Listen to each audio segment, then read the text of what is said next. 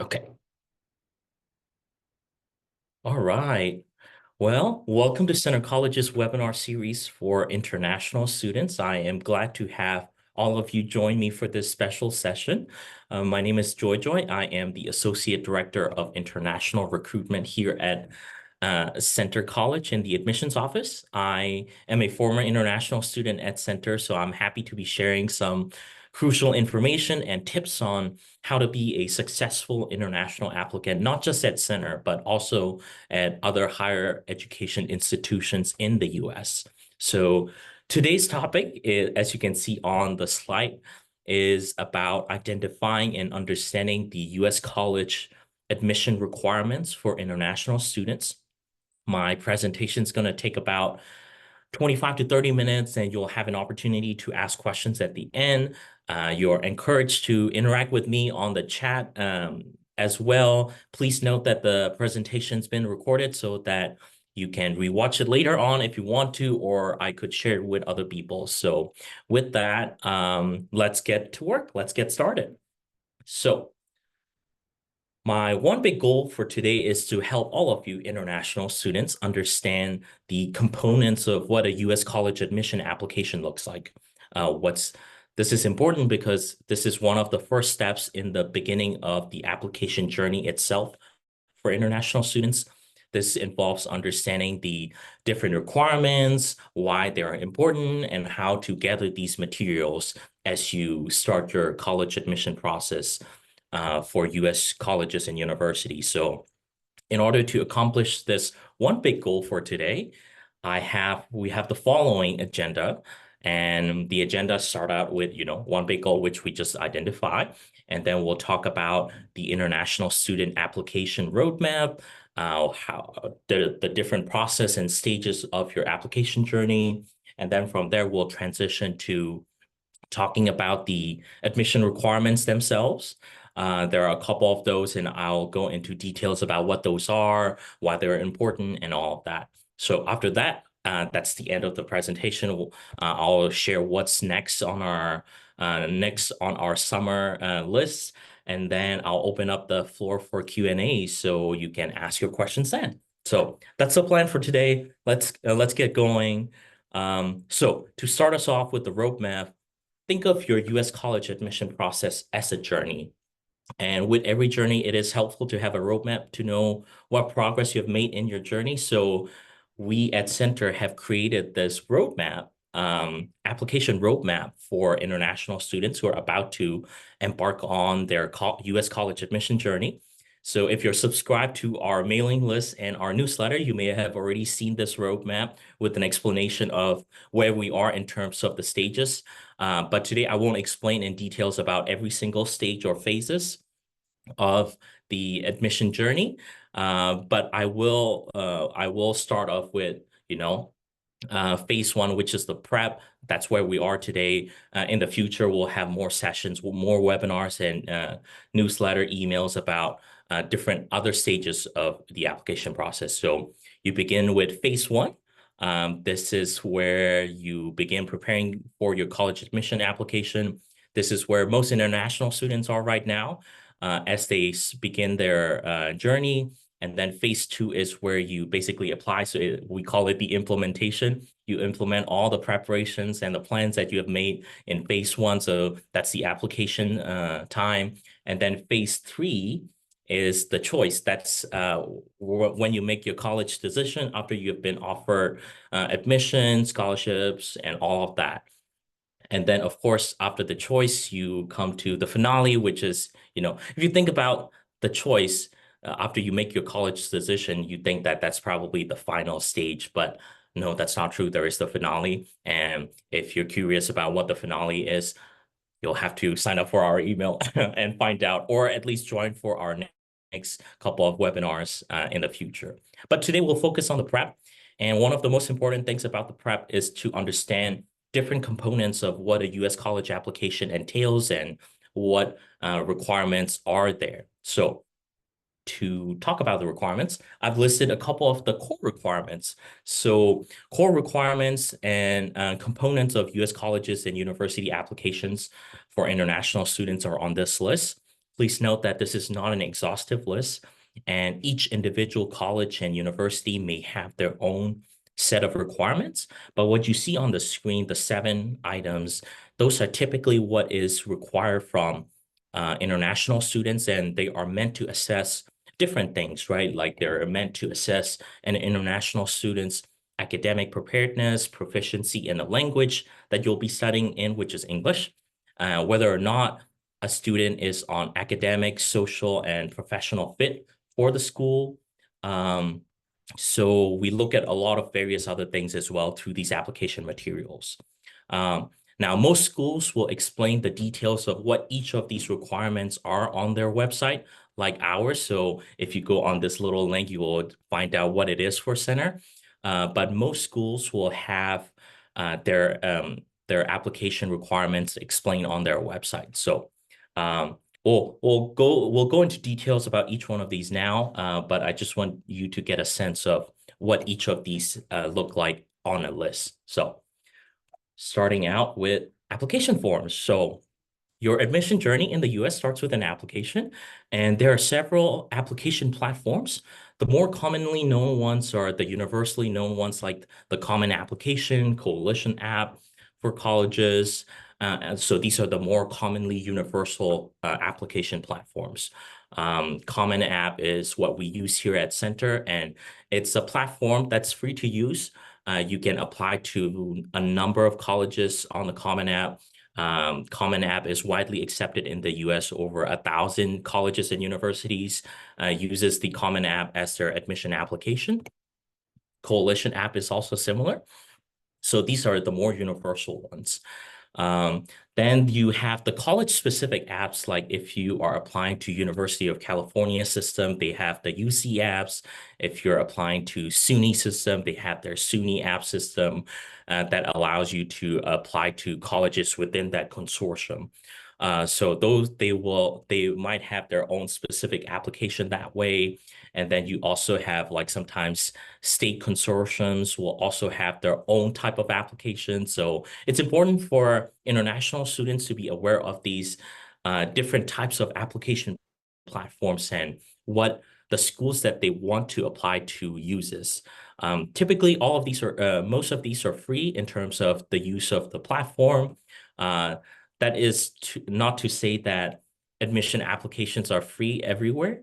Some colleges may require an admission fee or application fee for their schools. Some don't. The ones that require a fee might offer a fee waiver depending on your financial situation. So it really depends on what the schools are asking for, but typically you can use these application platforms for free for the most part. So it's important to check what's free and what's not. And like I said before, different institution uses different types of application platforms. So it's always a good idea to check the school's international application webpage to see what the schools are using. But of course, the most important thing is this is where you begin your journey, the application forms. And part of the application form, which I have not listed essays on the application requirements, and that's because essays are a part of the application form itself. So this is, I enjoy using a lot of memes, so you'll see a couple of this throughout the presentation, but you will hear about, a couple of different terms thrown around when it comes to like essays. In some places, in some countries, the more commonly used term is a personal statement. Essays, they're the same.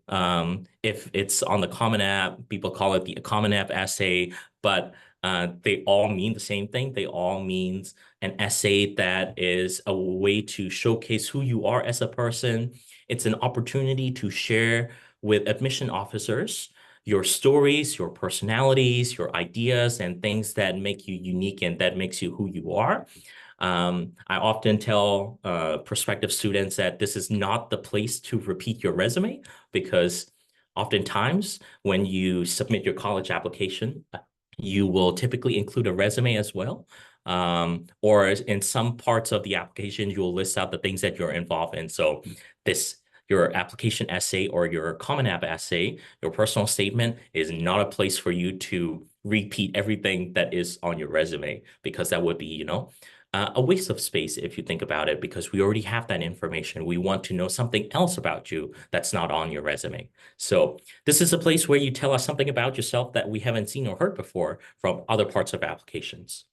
So personal statement, we'll have a whole application essay workshop next month. That's our next session. So I won't go into details about how to tips and tricks on how to write your essays. But part of application, your U.S. college application may also involve submitting a supplemental essay. So supplemental essays are usually essays that are specific to a school. It's more specific to a particular institution that you're applying to. It's different from personal statement, because even though the personal statement and the Common App essay are used generally to apply to all colleges, your supplemental essays are going to be only for the institution that you apply for. And every school are admission officers at every school are curious to learn about your genuine interests in their institutions. So often I say that please be honest about your interests in the particular institution. Please do not copy paste from the school's website, because they wrote those websites so they know what's on their website. If you copy paste or, copy very closely to what the school is saying on their website, they will know.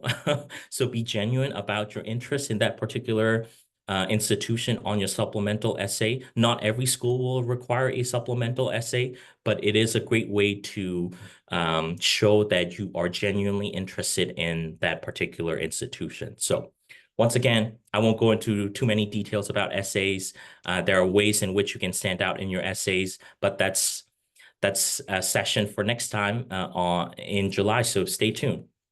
Now, moving on, after essays, we have academic records. Academic records are an important part of your college application, believe it or not. And there are different types of academic records that admission counseling offices will ask for. So academic records are there to help us measure academic preparedness of international students who are applying to schools. So it's not just a requirement for international students, but it's also for all applicants, regardless of their citizenship here in the US. So to start us off, transcripts are the most commonly known academic records that we seek from applicants. So transcripts can include, your academic progress, report cards, GPA, grades. Now, there's always a question about whether or not your grades should be converted to a US 4.0 scale. Typically, what we tell students is to not worry about that if it's not on a 4.0 scale, like in the US. If it is, that's great. If it's not, don't worry, because most of the colleges and universities in the US will do a GPA recalculation internally to make sure that everyone is considered equitably and fairly as much as possible. So that's something that I'll say about transcripts and, GPA conversions. In order to help us understand the way transcripts work in your particular school or your particular country, we often require what we call a school report. If you're on the Common App, your high school counselor or someone who is in a counseling role to help you with college application will submit this report on behalf of the student. So school reports are typically submitted by teachers at your school or your high school counselors. And that's where we get information about the school that you're attending, how grading system works in your school. So we know how to assess a student's academic progress compared to their classmates and their school. So that's an important context. It's typically recommended that your counselor submit those, you fill those out. If your counselor or you don't have a counselor, or if you're unable to submit that, that's totally fine. But it is helpful to have a school report from your counselor so that we know a bit more about your school and the way you're being graded. So that school report, The third piece of academic records is your leaving exam scores. So that they can be anything between, state, national, international exams. These are, if you are in a national curriculum, if you are done with your high school years, you take a leaving exam. Those are the type of scores that we want to see from applicants. If you're in an international curriculum, if you're in the British system, you would take like IGCSE, Cambridge, O levels, A levels, international baccalaureate. So a lot of various different types of leaving exam that you can take. And some schools would require it. Some schools will ask for it if they are required as part of their application. So it's a matter of figuring out what is needed. But typically, we want to see some kind of leaving exams from applicants to know that they have certain level of academic preparedness throughout high school.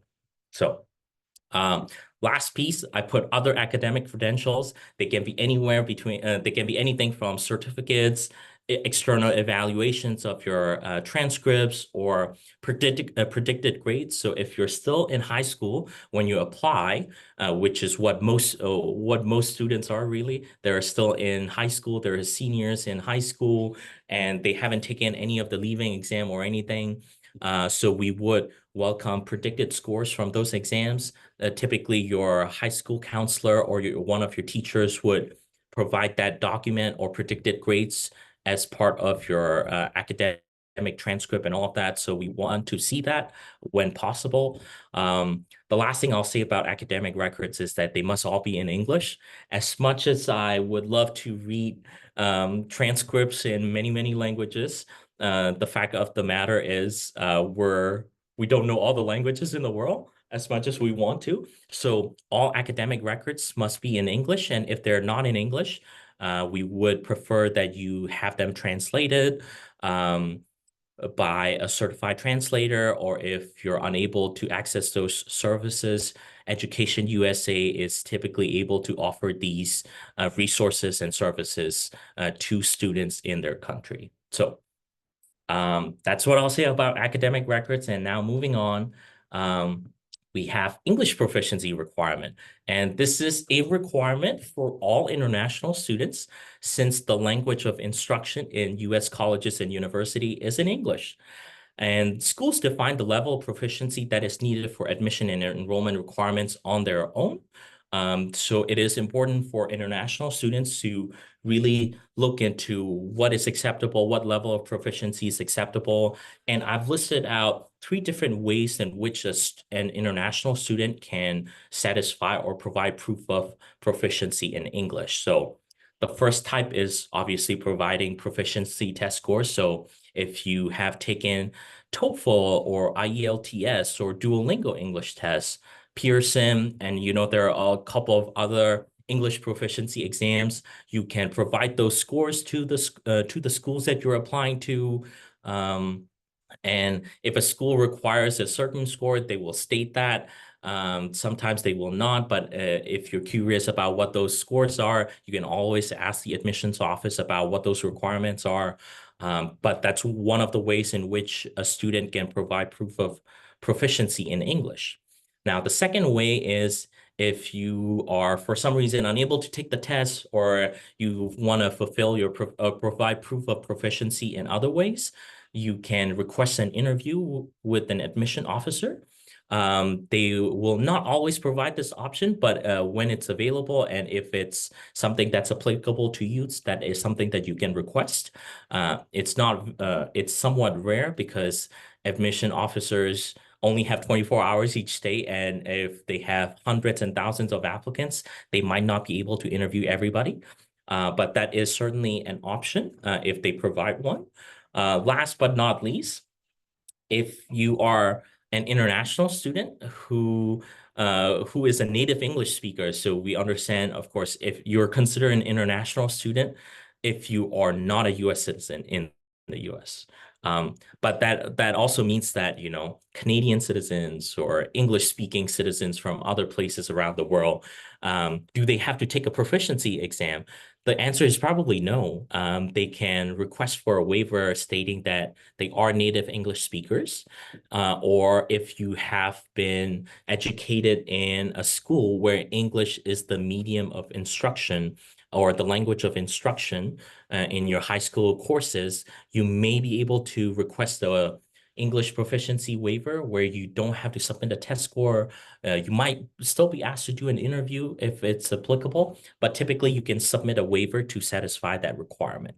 So international students can satisfy proof of proficiency in a lot of different ways, but I've listed out three of the most commonly used methods in which you can do that.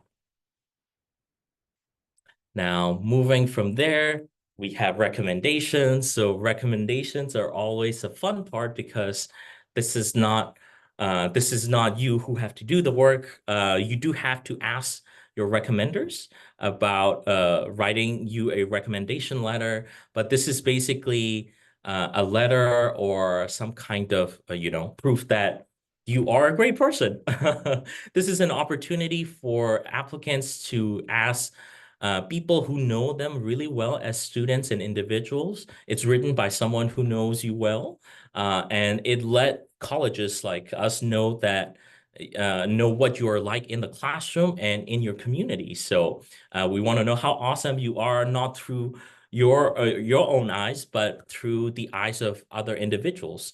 And the takeaway here is we read these recommendation letters. So we ask that you ask someone who knows you really well and who can vouch for the qualities and your uniqueness that you display in your application through the eyes and perspective of other individuals. So it is an important thing. So I recommend that you ask your recommendation letters early on, because if you go to a school with a lot of students, your recommenders might be inundated with a lot of requests for recommendation letters around application deadlines. So it is always a good idea to ask for your recommendation letters early on, so that you get a head start.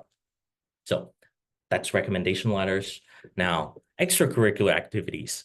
This is a great way to show admission officers and colleges and universities that you're applying to that you take initiatives and you are involved in things outside of classes, because we want to see well-rounded individuals. So obviously we want to see students who are really good in the classes, but we also want to see how well you do outside of classes in extracurricular activities, initiatives that you have started, activities that you're really passionate about.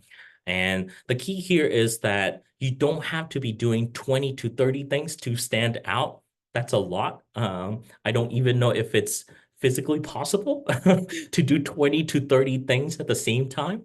The most important thing here, the most important takeaway here is to tell us the relevant details about your top activities and extracurricular activities, and explain why they are important to you and why you do them in the first place. So I think there's also a space limit on how many you can actually put on certain application platforms. So on the Common App, there are only 10 slots for activities. Order does matter, because if you think about human psychology, we tend to look at the things that are at the top first, right? And we pay the most attention to the things that are at the top. So you always want to put your most important extracurricular activities at the top. But Common App only allows you to put 10 slots. If you have more than 10 things, you won't be able to do it on the Common App, but we mentioned earlier about submitting a resume as well. That's certainly something that you can do alongside your admission application.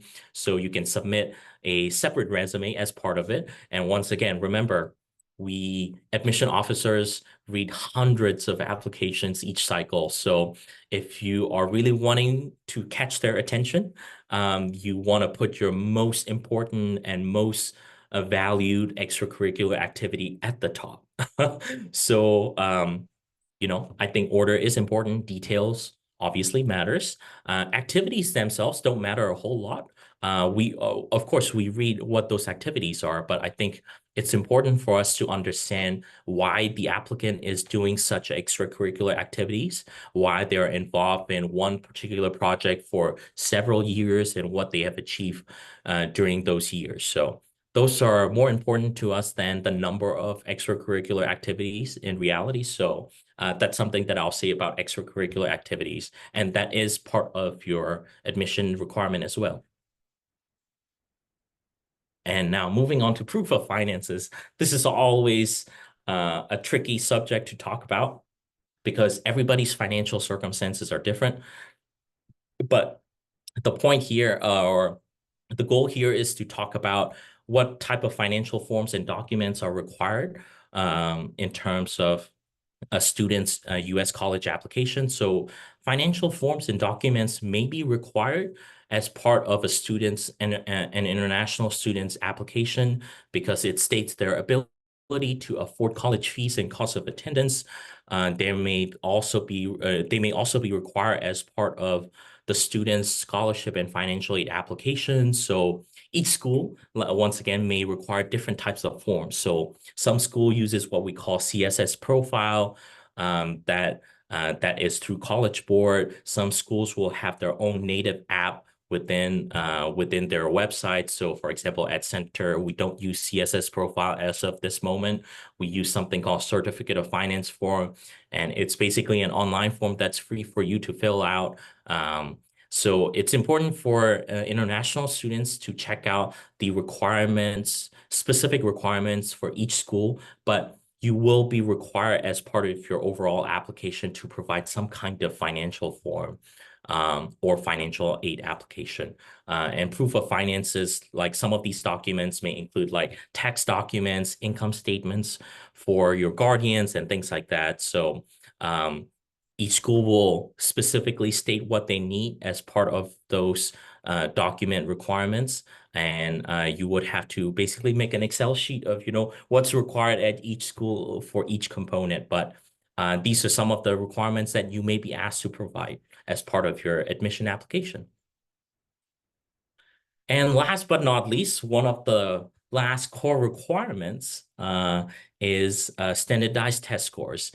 Even though I put this as a requirement, testing policies are changing at different schools. So it's important to know your school's test policies when it comes to like standardized test scores. So when I say standardized test scores, I'm talking about ACT or SAT.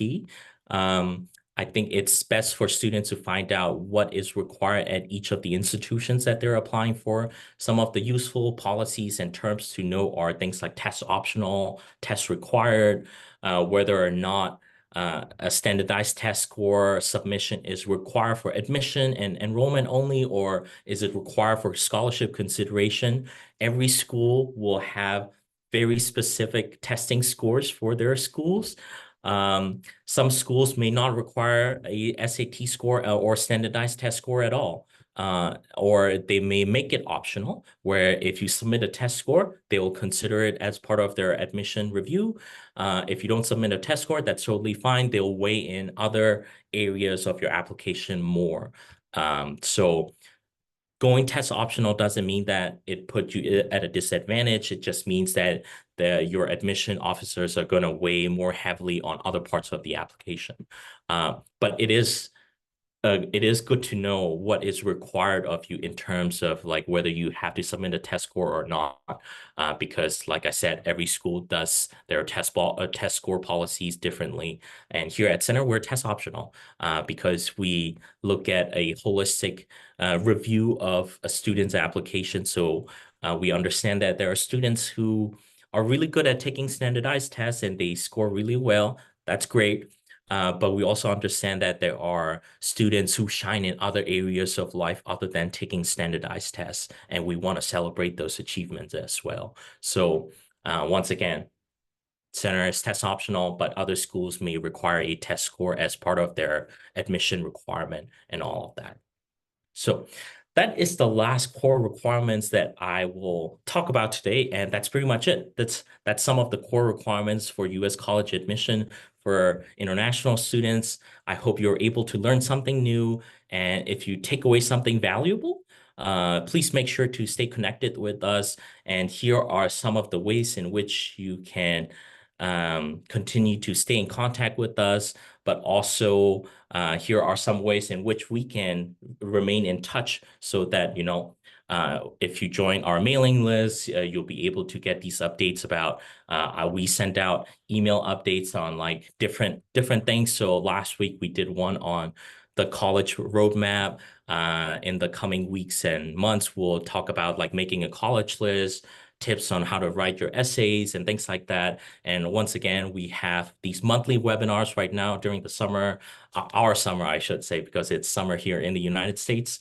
So the next webinar is next month in July 24th. We will do a workshop on essays, college application essays. So that's where we'll provide tips and recommendations on how to craft your personal statement and all of that. So if you're interested, feel free to email us. This is the general admission email. I also put up a QR code that has links that are relevant to international applicants. So you can sign up for our mailing list there. You can register to attend one of these webinars that we host, and a couple of other things for international students. So with that, that is the end of my formal presentation. And of course, if you are on social media, just like most people are, you can check out our social media, whether it's on Instagram, TikTok, Facebook, um, uh, X or Twitter. We also have a podcast on Spotify called Center Deer. You can check us out on all those social media as well. But with that, I am going to end the presentation part of it. Stop sharing. And I am going to open it up